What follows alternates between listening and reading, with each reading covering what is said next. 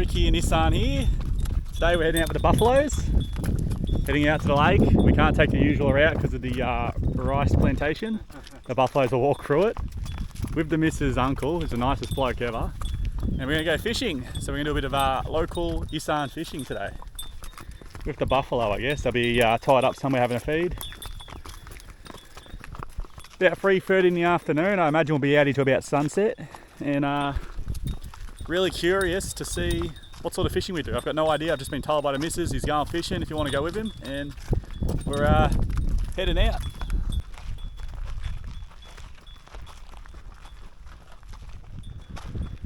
Always lovely scenery.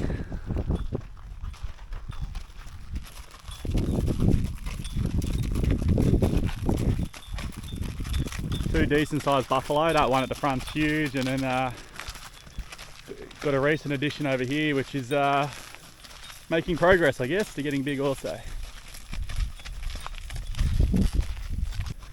Buffalo straight in.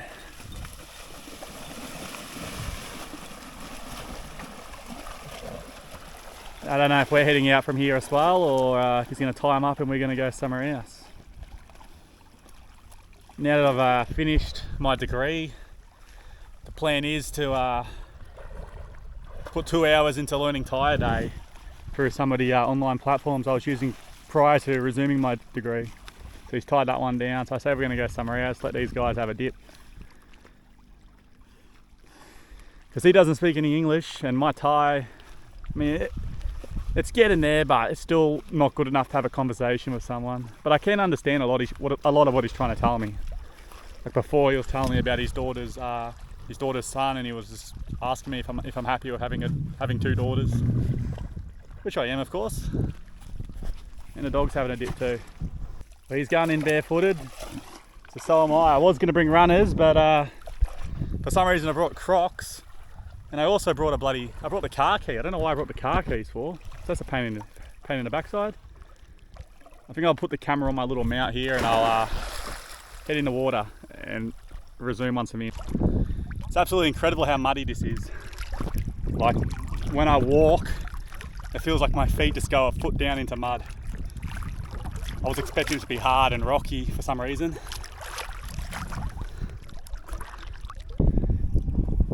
You wouldn't be able to do this in the rainy season because the water levels really, well, it is rainy season, but when the rain really kicks off, the water levels go up, and the majority of the locals out here cannot swim.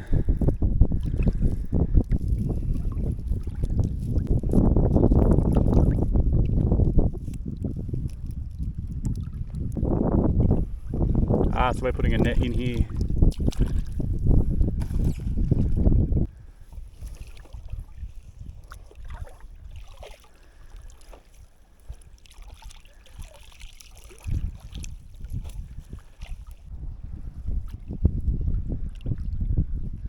It's been a bit tricky to get anyone to take me out fishing. I've asked a few people, but the missus' uncle is always keen to do it. It's just more timing because he usually does it early in the morning or late afternoons when I go on bike rides. I just happen to be sitting around today. Don't know if the locals are a bit worried I'm going to steal their source of food or income and go out fishing all the time, which I don't really like. Well, I don't like seafood at all.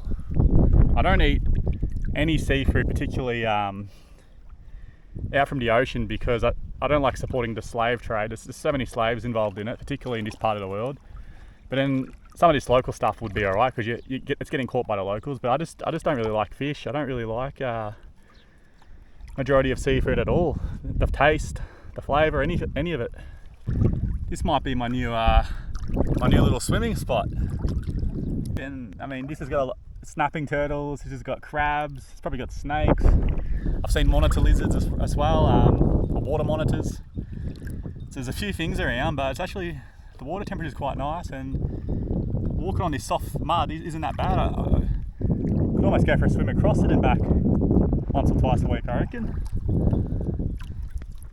So what do we stretched it out now, maybe 35 metres from that pole all the way over there. I don't know if we're heading towards this one out here. And then I'm not sure what is to follow. Don't know if this is the most exciting content, and it probably isn't so far. But I'm living out out here in Isaan, and I'd like to try and capture some of what the locals do, I guess. Bloody dogs causing issues with the buffaloes over there. They're about 150 kilos heavier than him, and he's not scared of them. So they joined up the nets.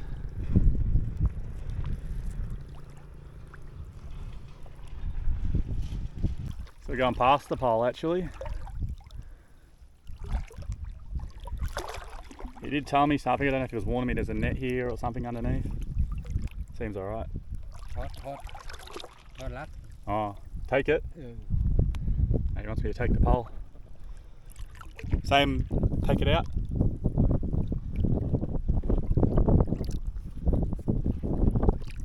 I hope I've done the right thing.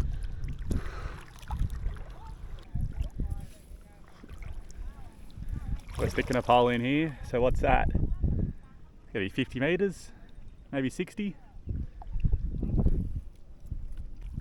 We're going for a bit of a wander now. I don't know if we're going to come back to the nets, and the whole concept was he was trying to explain to me the fish get stuck in the net. I don't know if we just leave it for an hour or two, we come back, pull the net out, and we've got some fish hopefully. Walking through these lily pads now, and there are some prickly spiky things everywhere I walk now. Pull the stick out. Not a comfortable walk at all. We've walked a good, I don't know, 150, 200 metres across the lake. It got pretty deep at times. These things, this one's obviously dead. These things grow all over the lake. There must be a certain season because a lot of these plants are looking like they're dying at the moment. He's actually picking them up. So there are some, but they grow around here. There's some over here I go have a look at.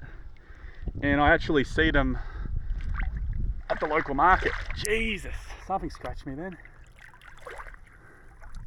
One right here. So they must grow inside the flower.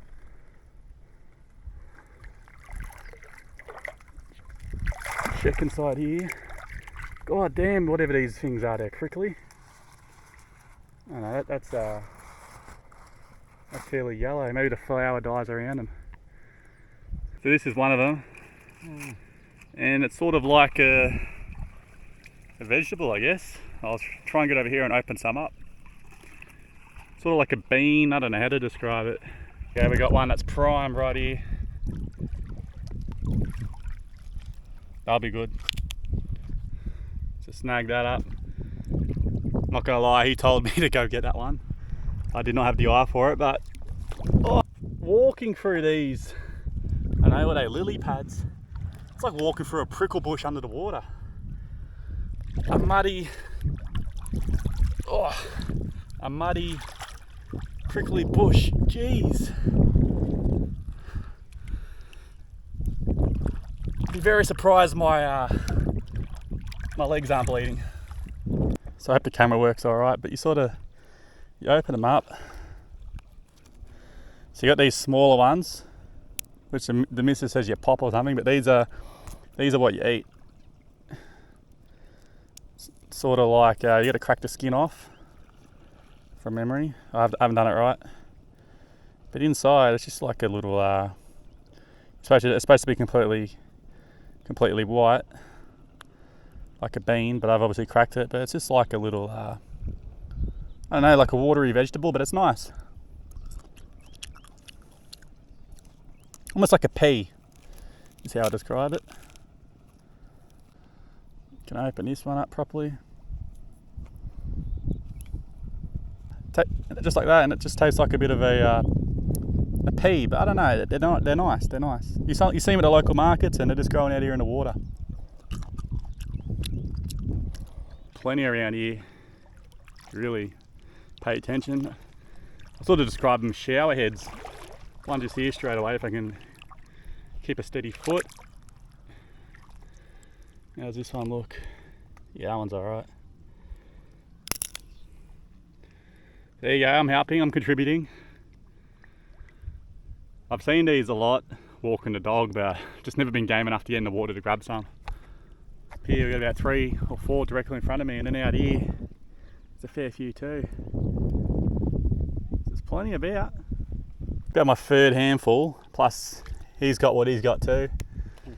You'll see these for sale at the markets and whatnot. He can make some money off them, but he'll just hand them out to his sister-in-laws, which is the missus' mum and the other auntie on the pink house next door where the little restaurant is. And they'll just have a good little feed on these tonight and tomorrow. They are really quite prickly underwater. Let me show you. This is a bit of what I'm walking on, I guess. So you can see the thorns. They're only small, but there's a lot of them, and it's just endless. And you can't see where you're stepping. But he sort of told me to go around here a bit. He's going full hardcore.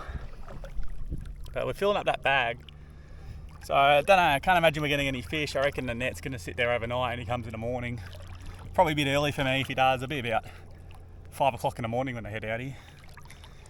And whatever fish is being caught in the net, he takes back for a feed. He might give me an update in the morning, who knows. Been out here now, an hour 40 minutes. Time's actually flying. So that's a movie, isn't it? Just been out here walking through the lake. And he's left his buffaloes still over there near that truck just the whole time on their own. His livelihood, he's not worried about someone nicking them. I guess we can see if someone nicks them, but you know, there's not a lot you can do if a van or a ute pulled up and just nicked the buffalo while you're over here.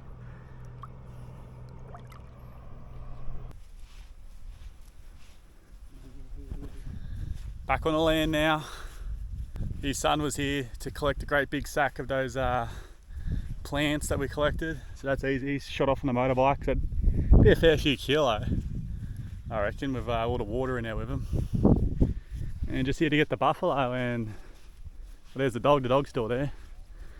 I'm glad I didn't bring my dog because he would have been crying and stressed and full of anxiety the whole time as we went out. We crossed the whole lake over to that boat over there, and then we just walked along the shore collecting those plants.